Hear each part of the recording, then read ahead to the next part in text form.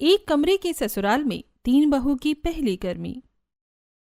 मेरे मायके में तो हर कमरे में एसी थे, लेकिन इस कमरे के घर में मुझे पंखा भी नसीब नहीं होता है।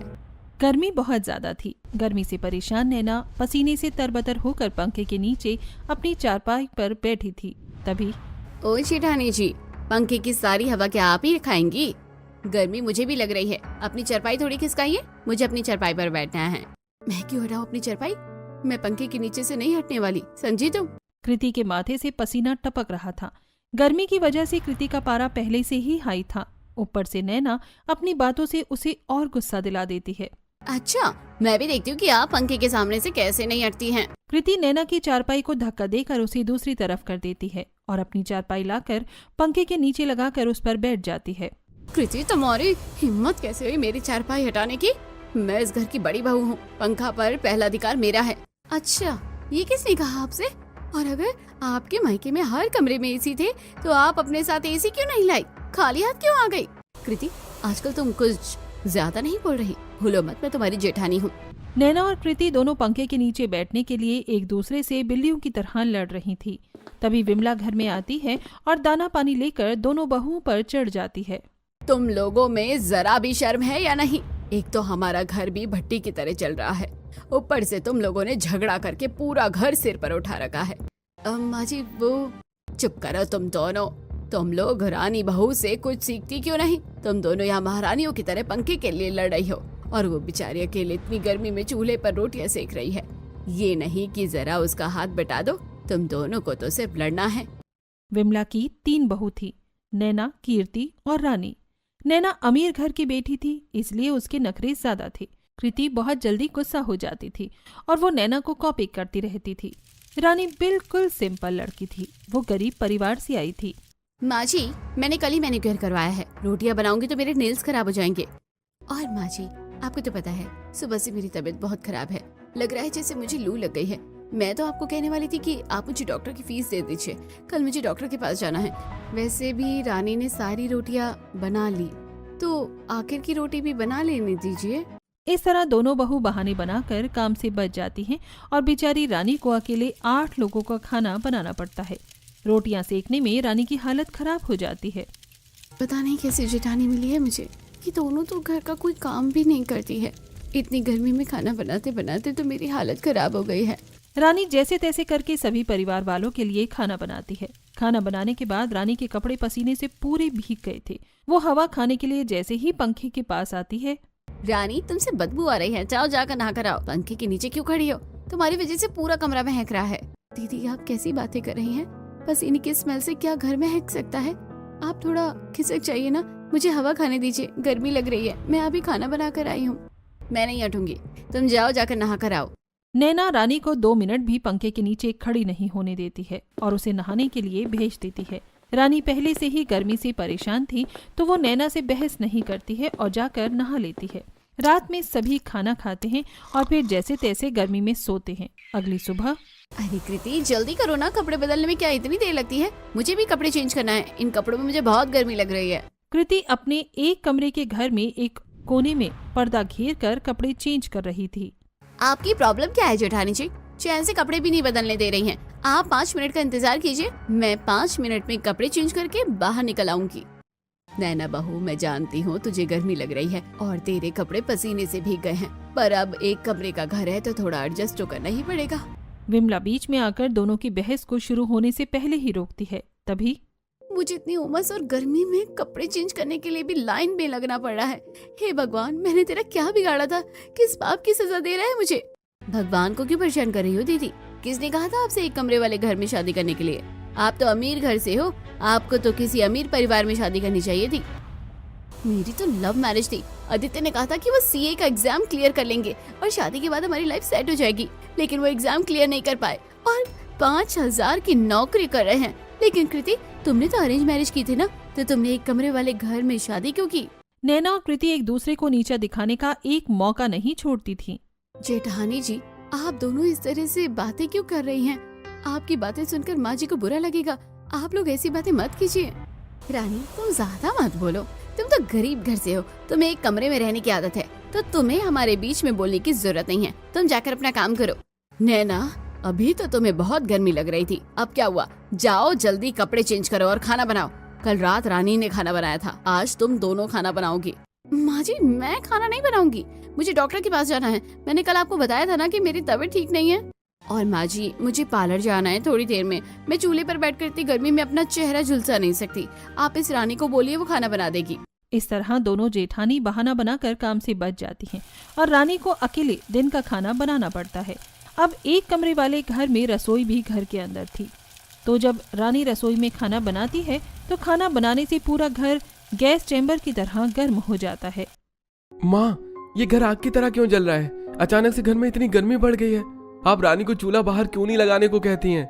एक तो तुम दोनों की बीवी घर का कोई काम नहीं करती है, घर का सारा काम बेचारी रानी करती है, और अब तुम बोल रहे हो कि चूल्हा खुले में धूप में रख दूं ताकि खाना बनाने में बेचारी की और हालत खराब हो जाए। तो ऐसा नहीं होगा।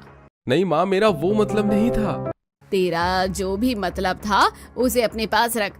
मैंने तुम तीनों भाइयों को कहा था कि बेटा शादी से पहले 2-3 कमरे और बना लो, कुछ नहीं तो अलग से रसोई बना दो, लेकिन तुम तीनों के कानों में जूं तक नहीं रहेंगी, तो अब ऐसे ही रहो। विमला अपने तीनों बेटों से बहुत गुस्सा थी, इसलिए वो दाना पानी लेकर उन पर चढ़ जाती है। माँ, इसमें भैया की क्या गलती है? आप तो जानती हैं हम लोग मामूली सी नौकरी करते हैं, उन पैसों से घर चलाएंगे या फिर घर बनवाएंगे। बातें बनाने में तो तुम लोग बहुत तेज हो। तुम्हारी शादी से पहले मैंने कहा था बेटा घर बनाने के लिए पैसे सेव करते हैं, लेकिन तुमने मजे करने में सारे पैसे खर्च कर दिए और मुझे सेविंग करने के लिए 1 रुपया तक नहीं दिया। विमला गर्मी में गुस्से से अपने बेटों पर भड़क रही थी। तभी रानी खाना बनाते हुए दाल में मिर्ची का तड़का लगा देती है, जिससे पूरा घर धुआं धुआं हो जाता है और सभी जोर जोर से खांसने लगते हैं। पागल हो गई है क्या रानी? हम दोनों को मारना चाहती हो? किसने कहा था तुमसे तड़का लगाने के लिए? सिंपल दाल नहीं बना सकती थी क्या? पूरा घर धुएं से भर दिया है। रानी के तड़का लगाने से घर में धुआं फैल जाता है और सभी बुरी तरह से मिर्ची की वजह से खांसने लगते हैं। ये भी कोई वक्त है बहू लड़ने का? अरे जल्दी घर से बाहर चलो, वरना खांसते खांसते तुम लोगों के फेफड़े बाहर आ जाएंगे। एक कमरे के घर में पूरा परिवार रहने से सभी को इस तरह की दिक्कतें अक्सर होती थीं। कुछ देर बाहर रहने के बाद कृति कहती है, माँ जी, मुझे डॉक्टर के पास जाना है, आप मुझे कुछ पैसे दे दीजिए। डॉक्टर को फीस भी तो देनी होगी। मैंने पता क्या है कि ये डॉक्टर ज्यादा पैसे नहीं लेता है, बल्कि 150 से 200 में काम कर देता है। अच्छा ठीक है बहू, ये लो पैसे, जाकर डॉक्टर को दिखा लाओ। देख डॉक्टर क्या कहते हैं और पूछना तबीयत कब तक ठीक हो जाएगी। जी ठीक है माँ जी। कृति विमला से पैसे लेकर डॉक्टर के पास जाने के लिए निकलती है, लेकिन वो डॉक्टर के पास नहीं जाती है बल्कि बाजार चली जाती है। मुझे तो कुछ नहीं हुआ है, मैं तो डॉक्टर के पास क्यों जाऊं? मैंने तो काम से बचने के लिए बहाना बनाया था। अब जो पैसे बचे हैं उससे मैं एंजॉय करूंगी। वैसे भी शादी के बाद ये मेरी पहली गर्मी है। कृति एक फ्रूट सलाद बेचने वाले आदमी के पास जाती है और उससे मिक्स फ्रूट सलाद खरीदती है। फ्रूट खाते हुए, इतनी सड़ी गर्मी में इन फलों को खाकर कितना आराम मिल रहा है। मजा आ गया ये खाकर। घर वालों के लिए तरबूज ले चलती हूँ, उन लोगों को भी तो गर्मी लगती होगी, उन्हें भी गर्मी में ठंडक का एहसास हो जाएगा। कृति तरबूज लेती है और फिर नारियल पानी पीती है। थोड़ा खाना पीना करने के बाद वो घर आ जाती है। कृति बहू, ये सब क्या लेकर आई है तू? और तू डॉक्टर के पास गई थी ना? माँ जी, मैंने चेकअप करा लिया, लेकिन थोड़े पैसे बच गए थे तो मैंने सोचा सबके लिए तरबूज ले लूं। वैसे भी गर्मी बहुत ज्यादा है ना। चलो, कुछ तो सही किया तूने बहू। विमला कृति को ताना मारती है। शाम को जब सबके पति घर आ जाते हैं तब कृति सभी को तरबूज काट कर देती है, तरबूज खाते हुए। अरे वाह, तरबूज! गर्मी के दिनों में ये सब खाने में ही मजा आता है। ये तरबूज खाकर तो शरीर की सारी थकान दूर हो गई। अरे राजू बिल्कुल सही कह रहा है। भगवान कभी कभी ऐसे फ्रेश फ्रेश फल ले आया करो। सभी लोग मंजली बहू के लाए तरबूज को मजे से खाते हैं। तरबूज खाकर ही इनका पेट भर जाता है और वो हल्का खाना खाकर सोने के लिए चले जाते हैं। दिन में तो कृति और नैना चारपाई को पंखे के नीचे लगाने में सोई थीं, लेकिन रात में सभी लोग नीचे दरी बिछाकर सोते थे। ये कैसे सो रही हो कृति? अपना हाथ दूसरी तरफ करो, मुझे गर्मी लग रही है और ऊपर से तुम मुझसे चिपक गई हो। चिपकू कहेंगी। मुझे भी आपसे चिपकने का कोई शौक नहीं है। वैसे भी हम 8 लोग इतनी छोटी जगह में कितनी मुश्किल से सो रहे हैं, तो नींद में हाथ पैर यहाँ वहाँ तो जाएगा ही ना। इसमें इतना ओवर रिएक्ट करने की क्या जरूरत है? गर्मी की वजह से इन लोगों को सोने में पहले से ही दिक्कत हो रही थी। ऊपर से आधी रात में नैना और कृति बहस करना शुरू कर देती हैं, जिससे तंग आकर, नैना, ये सब क्या है? तुम लोग ना दिन देखती हो ना रात, बस हर वक्त लड़ती रहती हो। अरे तुम दोनों तो फिर भी पंखे के नीचे सोई हो, रानी बेचारी तो कोने में सोई है, उसे हवा भी नहीं लग रही है, फिर भी वो शिकायत नहीं कर रही। और एक तुम लोग हो, पूरा नींद खराब कर दी है। मैं जा रहा हूँ बाहर सोने। निखिल भी मुंह बनाकर उठता है और पसीना पोंछते हुए अपनी चारपाई, चद्दर और तकिया लेकर बाहर सोने के लिए चला जाता है। अरे एक तो गर्मी की वजह से सोना मुश्किल हो गया है, ऊपर से तुम लोगों ने हद कर दी है। तुम्हारी पहली गर्मी में ये हालत है तो पता नहीं आगे आने वाली गर्मियों में क्या करोगी। अब तुम्हारी शादी एक कमरे के घर में हुई है तो थोड़ा एडजस्ट करना सीखो। कब तक ऐसी लड़ती रहोगी? इतनी बकबक में मुझे नींद नहीं आ रही है, मैं भी भैया के साथ बाहर सोने जा रहा हूँ। घर के सारे मर्द घर के बाहर आंगन में चारपाई लगाकर सो जाते हैं और तीनों बहू अपनी सास के साथ कमरे में सोती हैं। अगली सुबह नैना दीदी, आप मेरे कपड़े अलमारी से बाहर निकालकर क्यों फेंक रही हैं? मुझे मेरे कपड़े रखने की जगह नहीं हो रही। देखो तुम्हारे कितने थोड़े से कपड़े हैं, तुम एक पोटली बनाकर अपने कपड़े उसमें रख लो। मुझे मेरे कपड़ों को रखने के लिए ज्यादा जगह चाहिए होती है। नैना बहू, ये क्या बदतमीजी है? ये अलमारी जितनी तुम्हारी है उतनी रानी की भी है। अगर तुम्हें कपड़े रखने में दिक्कत हो रही है तो कहीं और कपड़े रखो। रानी अलमारी से कपड़े नहीं निकालेगी, समझी तुम? और जाओ जाकर घर की सफाई करो, घर बहुत गंदा हो गया है। अपनी सास से डांट खाने के बाद नैना अलमारी में जगह बना देती है। रानी अपने सारे कपड़े अलमारी में रख देती है। कपड़े रखने के बाद रानी बाहर आंगन में बैठकर बर्तन धोती है तो वहीं नैना घर में डस्टिंग करती है। ऐसे ही दिन गुजरते हैं। एक दिन नैना और कृति तैयार होकर बाहर जा रही थीं। तब तुम लोग इतना तैयार होकर कहाँ जा रही हो और तुमने मुझे बताया भी नहीं? अब वो माँ जी, हम लोग वाटर पार्क जा रहे हैं। आजकल बहुत ज्यादा गर्मी हो रही है तो सोचा वाटर पार्क चली जाओ। अगर तुम दोनों जा ही रही थी तो रानी को भी अपने साथ ले जाती। वो माँ जी, हमारे पास सिर्फ 2 पास थे और मेरे पास ज्यादा पैसे भी नहीं थे ना, इसलिए मैं सिर्फ कृति को लेकर जा रही हूँ। रानी को मैं किसी और दिन लेकर जाऊंगी। इतना कहकर दोनों बहू वाटर पार्क चली जाती हैं। उनके जाने के बाद ये दोनों एक नंबर की चंट चालाक है, लेकिन मैं भी इनके साथ हूँ। मुझे भी पता है कि ये लोग रानी को अपने साथ ले जाना ही नहीं चाहती थी, इसलिए दोनों चले गए और रानी को घर पर ही छोड़ दिया। मुझे रानी के लिए बहुत बुरा लग रहा है। बेचारी की पहली गर्मी है ससुराल में और उसे सारा दिन घर का काम करना पड़ता है। क्या हुआ माँ जी, आप इतनी परेशान क्यों लग रही है? कुछ नहीं बहू, इन दोनों को जाने दो वाटर पार्क। हम दोनों शाम को बाजार घूमने के लिए चलेंगे और मजे से खाना पीना करेंगे। विमला की बात सुनकर रानी खुश हो जाती है। वहीं वाटर पार्क में नैना और कृति नैना के दोस्तों के साथ बहुत मजे करती हैं। वो लोग बहुत सारी राइड्स करती हैं और जूस पीती हैं। जूस पीते हुए अच्छा हुआ हम लोग उस रानी को लेकर नहीं आए, वरना तो इतना एंजॉय करने के बाद वो हमारी पूंछ बनकर हमसे चिपक जाती। मेरे लिए तो एक पूंछ काफी है, इसलिए तो रानी को घर छोड़कर आई हूँ। कृति नैना का ताना समझ जाती है और थोड़ी उदास हो जाती है।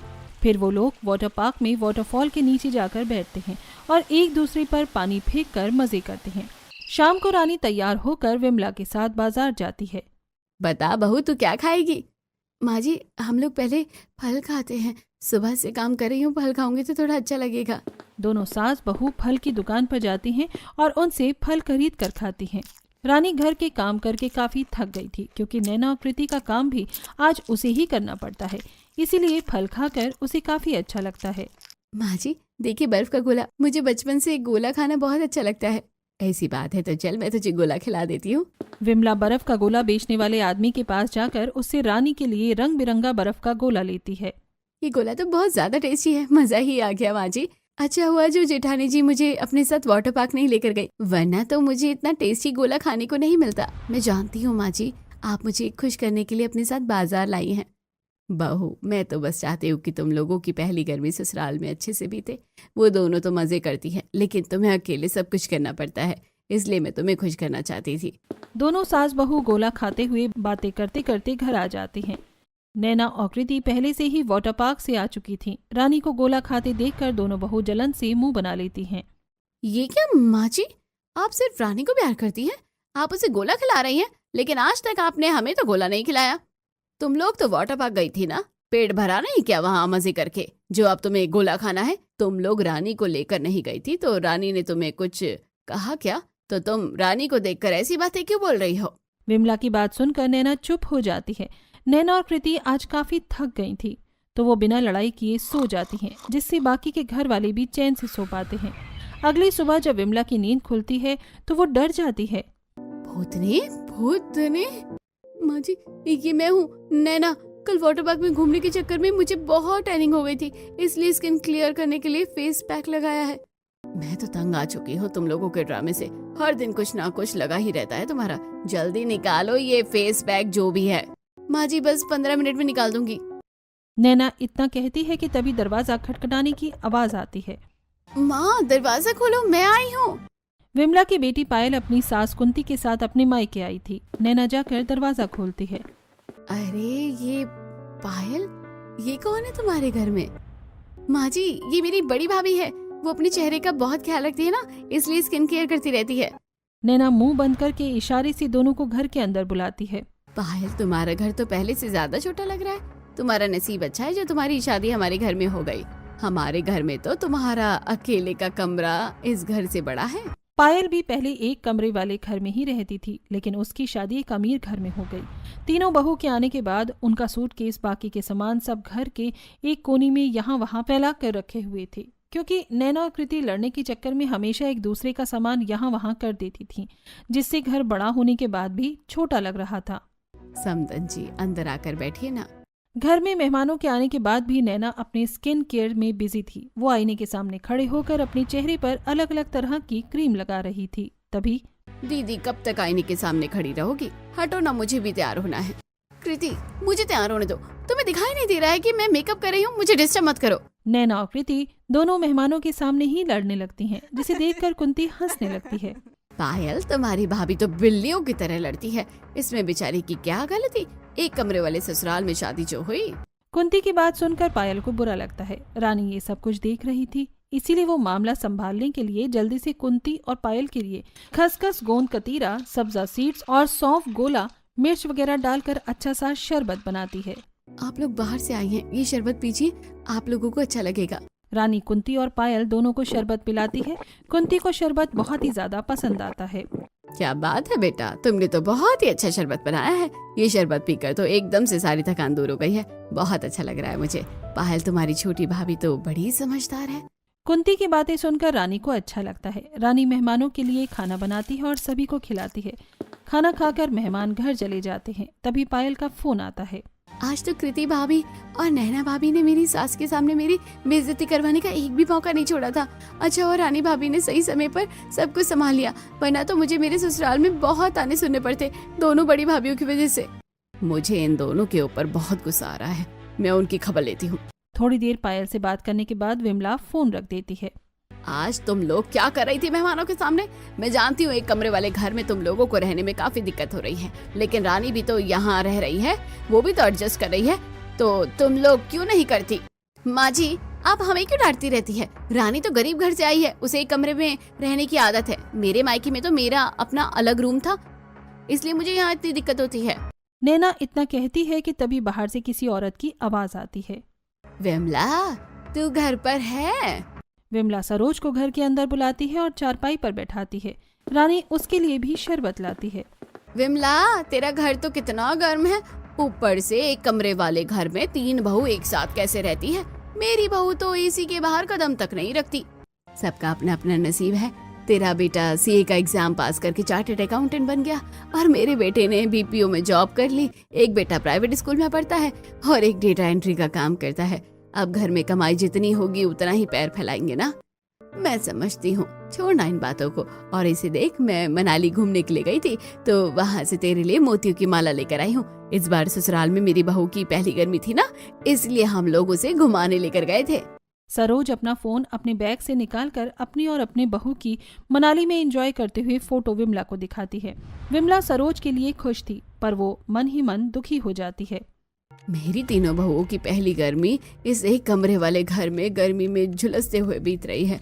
काश मैं भी अपनी 3 बहुओं की पहली गर्मी को खास बना पाती, लेकिन मेरे पास तो उतने पैसे भी नहीं हैं। विमला की उदासी तीनों बहू को समझ आ जाती है। सरोज थोड़ी देर बात करने के बाद नाश्ता करके चली जाती है।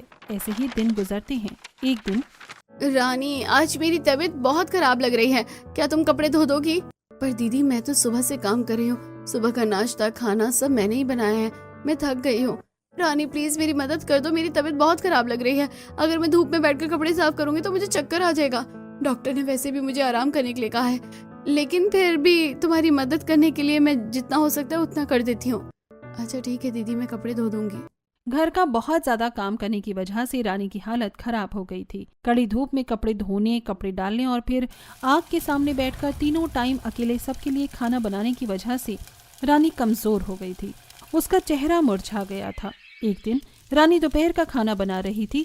वो चूल्हे पर दूध उबलने के लिए रखती है, लेकिन अचानक उसे चक्कर आने लगते हैं। तभी रानी, जेठानी जी, मेरी तबीयत भी कुछ ठीक नहीं लग रही है, मुझे चक्कर आ रहे हैं। क्या आप थोड़ी देर के लिए बस ये दूध देख लेंगी? मैं बस 5 मिनट जाकर आती हूँ। सॉरी रानी, मैं तुम्हारी कोई मदद नहीं कर सकती। मुझे बहुत गर्मी लग रही है, मैं बाहर हवा में बैठने के लिए जा रही हूँ। तुम दूध उबालने के बाद बाहर चली जाना। इतना कहकर नैना बिना रानी की मदद किए घर के बाहर चली जाती है। रानी को बहुत चक्कर आ रहा था, इसलिए वो अपनी साड़ी के पल्लू को पानी में भिगोकर उससे अपना चेहरा पोंछती है।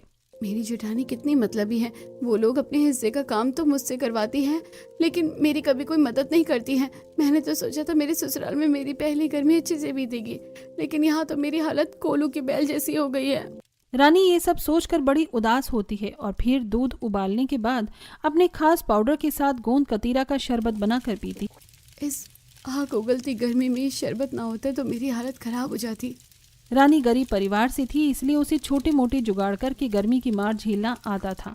ऐसे ही दिन गुजरते हैं। एक दिन रानी के घर में सुबह में ही बिजली नहीं थी। माँ जी, ये बिजली कब आएगी? सुबह से दोपहर हो गई है, कुछ कीजिए ना, वरना मैं मर जाऊंगी इस गर्मी से। नैना, जिसे हमेशा से ही एसी में रहने की आदत थी और शादी के बाद जो पंखे से जोंक की तरह चिपकी रहती थी, बिजली ना होने की वजह से उसकी हालत खराब हो जाती है। नैना का बीपी लो हो ही गया था, उसे बार बार चक्कर आ रही थी। कृति उसे संभाल रही थी, लेकिन नैना की हालत खराब होती जा रही थी। कृति दीदी, नैना दीदी को खिड़की के पास सुलाइए, उन्हें हवा की जरूरत है। क्या तुम्हारा होश ठिकाने पर है? घर के बाहर गर्म लू चल रही है और तुम खिड़की खोलने का सोच रही हो? रानी एक सूती साड़ी को पानी में भिगोकर खिड़की खोलती है और उसके ऊपर भीगा हुआ साड़ी डाल देती है। साड़ी डालने के बाद अचानक से खिड़की से गर्म हवा की जगह ठंडी हवा आने लगती है। लेकिन ये कैसे? ये देसी जुगाड़ है, आप नहीं समझेंगी। खिड़की से आ रही हवा से नैना को थोड़ा ठीक लगता है। फिर रानी नैना के लिए पुदीना, नींबू पानी और अपना स्पेशल पाउडर डालकर अच्छा सा शरबत बनाती है। नैना दीदी, ये शरबत पी लीजिए, इसे पीकर आपको आराम मिलेगा। नैना को हीट स्ट्रोक हो गया था, लेकिन रानी का बनाया शरबत पीने के बाद उसकी हालत अचानक से सुधर जाती है और वो बेहतर महसूस करने लगती है। मुझे माफ कर देना रानी, मैंने तुम्हारे साथ हमेशा गलत किया। इतनी गर्मी में तुमसे दिन भर घर के काम करवाए, सारा खाना बनवाया, ससुराल में तुम्हारी पहली गर्मी खराब की। आज जब मेरी तबीयत खराब हुई तो तुमने मेरी मदद की और मुझे गर्मी से बचाया। तुम बहुत अच्छी हो, मैंने तुम्हें समझने में गलती कर थी। नैना दीदी, अभी आपकी तबीयत ठीक नहीं है, आप ज्यादा बातें मत कीजिए। परिवार में तो अक्सर इस तरह के मनमुटाव हो जाते हैं, लेकिन मुझे आपसे कोई शिकायत नहीं है।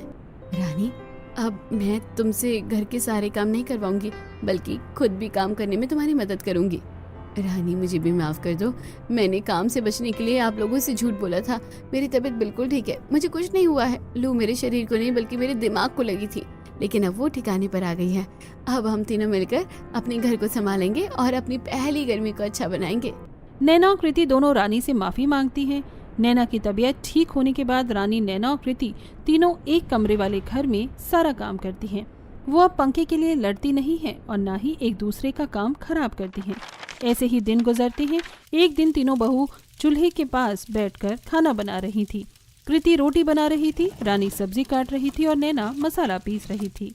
अब तो हम लोगों ने लड़ना बंद कर दिया है, लेकिन फिर भी देखो ना, घर में कितनी ज्यादा गर्मी होती है।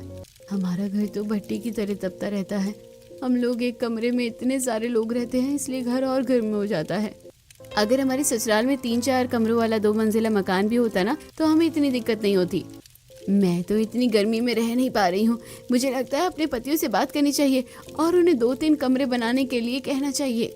नैना का आइडिया सभी को अच्छा लगता है। रात में जब तीनों के पति घर आते हैं तब, निखिल जी, अब मैं इस एक कमरे के घर में और नहीं रह सकती। यहाँ बहुत घुटन होती है।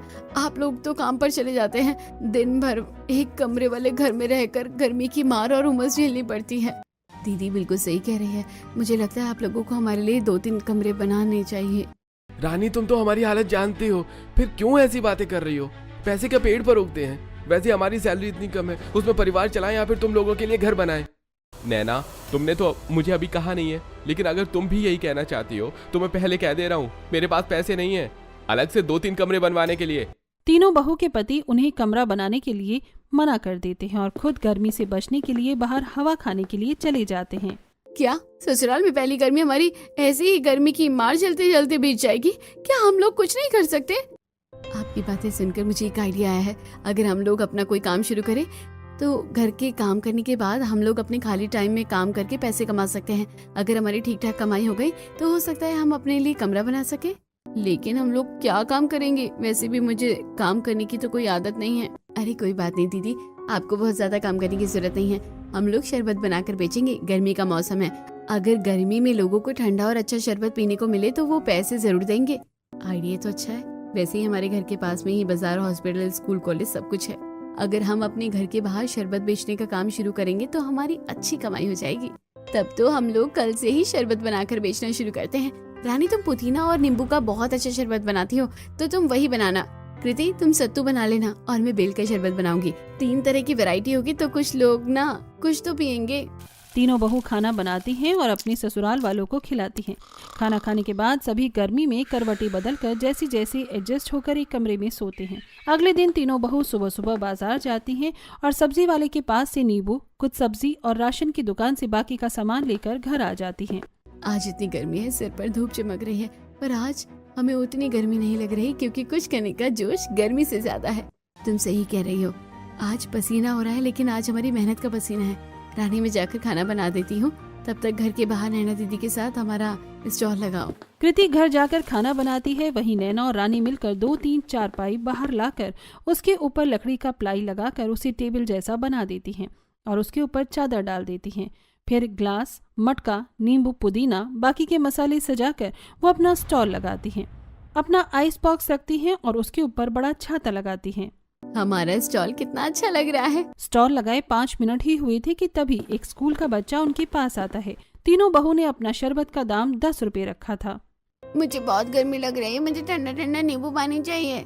2 मिनट इंतजार कीजिए, मैं आपको आपका ठंडा ठंडा नींबू पानी देती हूँ। रानी बच्चे के लिए ठंडा ठंडा नींबू पानी बनाती है और उसे पीने के लिए देती है। नींबू पानी तो बहुत टेस्टी है, एकदम से एनर्जी आ गई मुझ में। बंटी नींबू पानी पीकर चला जाता है। एक के बाद एक काफी सारे लोग तीनों बहू के शरबत पीने के लिए आते हैं। बहन जी, मुझे बेल का शरबत दीजिए, गर्मी बहुत ज्यादा है। ये बेल का शरबत पीकर ही मुझे आराम मिलेगा। मुझे सत्तू दे दो बेटा, बड़ी भूख लगी है, सत्तू पीकर पेट भरूंगी। नैना राजीव के लिए बेल का शरबत बनाती है और कृति कमला के लिए सत्तू बनाती है। रानी पैसे लेती है और उन्हें शरबत देती है। दोनों को उनका शरबत बहुत पसंद आता है। पहले दिन ही तीनों बहू शरबत बेचकर अच्छी कमाई कर लेती हैं। शाम को तीनों के पति जब घर आते हैं। अरे क्या बात है, तुम लोगों ने तो बड़ा अच्छा स्टार्टअप शुरू किया है। माँ बता रही थी कि पहले दिन ही तुम लोगों की अच्छी कमाई हुई। हाँ जेठ जी, मुझे तो लग रहा है कि हमारा बिजनेस अच्छा चलेगा। पहले ही दिन भगवान ने हमारा साथ दिया है। तीनों बहू के पति अपनी पत्नी के काम से बहुत खुश थे। तीनों अपनी पत्नी को सपोर्ट करते हैं और तीनों बहू मिलकर अच्छे से शरबत बेचने का काम करती हैं। 3 तरह के शरबत के साथ वो अलग से मैंगो शेक, रूह अफ़ज़ा, आम पन्ना काफी कुछ बेचने लगी, जिससे 2-3 महीने में उन्होंने अच्छा खासा पैसा कमा लिया और अपने एक कमरे के घर को 2 मंजिला मकान बनाकर उसमें 4 कमरे और एक बड़ी सी रसोई बनाई। एक दिन सभी हॉल में बैठे थे। नैना दीदी, कृति दीदी, हमारा सपना पूरा हो गया। हमने हमारे घर को 4 कमरों वाला घर बना दिया और अब तो हमारे घर में एसी, कूलर, फ्रिज सब कुछ है। ये सब हमारे साथ और मेहनत की वजह से हो पाया है। तीनों बहू बहुत ज्यादा खुश थी। वो तीनों अपनी सास के पास जाती हैं और एक कागज बढ़ाती हैं। ये क्या है? माँ जी, ये मनाली की टिकट है। हमारी पूरी फैमिली मनाली जा रही है। क्या सच में? मुझे तो यकीन नहीं हो रहा कि मैं तुम तीनों की पहली गर्मी को खास बनाना चाहती थी और तुमने मेरी इच्छा पूरी कर दी। जुग जुग जियो मेरी बच्चियों। विमला अपनी तीनों बहू, पति और बेटों के साथ मनाली घूमने के लिए जाती है। मनाली में सभी बहुत एंजॉय करते हैं। इस तरह एक कमरे के घर में रहने वाली तीनों बहू की पहली गर्मी बहुत अच्छे से बीतती है।